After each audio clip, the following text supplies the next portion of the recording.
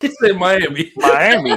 That was a wild thing to say. You know what? That sounds like something someone that never been to Miami would say. That's exactly what that sounds That like. probably is. I don't know the hype about it. Just be. It's a lot to be hype about. I had a bad experience in the airport too. So you want to know the hype about it is?